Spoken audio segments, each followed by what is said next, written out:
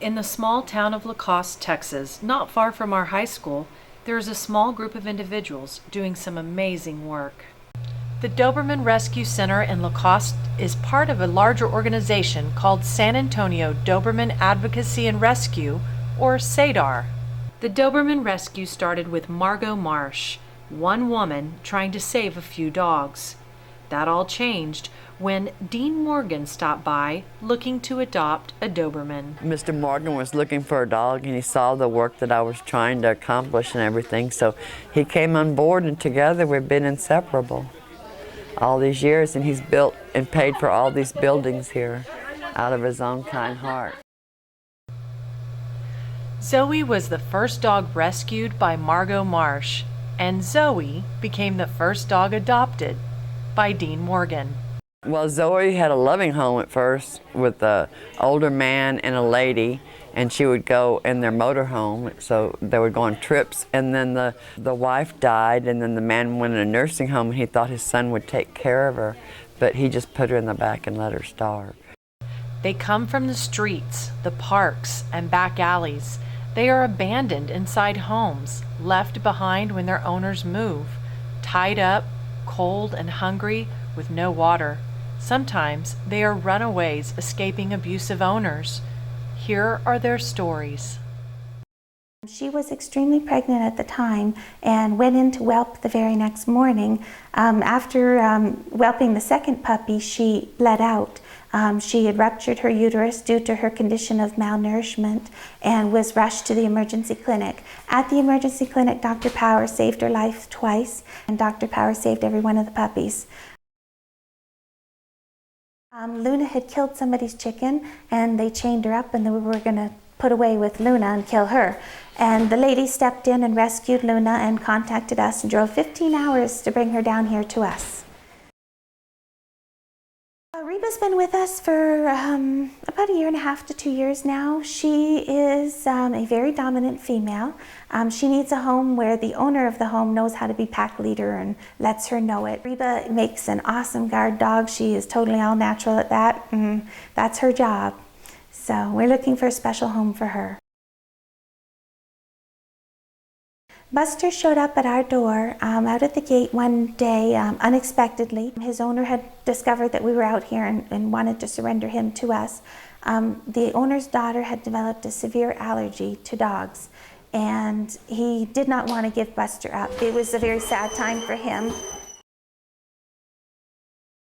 Blossom has been with us for probably 3 to 4 years now. She was a street dog for 6 years, where she lived on the street and fought for everything that she got. Her best buddy is Romeo. Romeo is another senior. He's around about 8 years old, and he's been with us for about 1.5 to 2 years. He's probably going to live out his days here. We have trouble adopting seniors out. Nobody wants a dog that they think is going to pass away on them in the next couple of years. They all want young dogs that are going to last. I love it when people adopt seniors because seniors are calmer. They're trained by then. They're just laid back. They're lower energy. But Romeo is her best buddy, and if they ever do get adopted out, we're hoping that they'll get adopted together. Sadie Ann was an owner surrender as well. Her owner had her trained as a service dog, and she just wouldn't bark when traffic would come, and that's kind of what the lady was looking for, was a dog that would bark and alert her that there was a car coming, because she was hard of hearing, and that's what she wanted. Sadie Ann is a sweet, sweet puppy, and I think she's going to make somebody a great pet. I work with San Antonio Doberman Rescue and Rehabilitation. I do some of their veterinary work for them. And they called me on a Wednesday right before Thanksgiving, and they said, we just heard from animal control that they found a badly injured dog and they can't do anything for it. And so they brought me Helen. Some of these injuries were older than I think were originally thought when they found her over running the street. She was here having skin grafts and being treated for open wounds and infections. She would scream at night in her sleep for no reason, and as if somebody was hurting her, you know. And so we would wake her up. You know, there's We used to not think that, I think she really kind of had the dog version of PTSD, you know, because she just really, it looked like a nightmare, the dog version. She fell in love with my 9-year-old son, and they were best buds.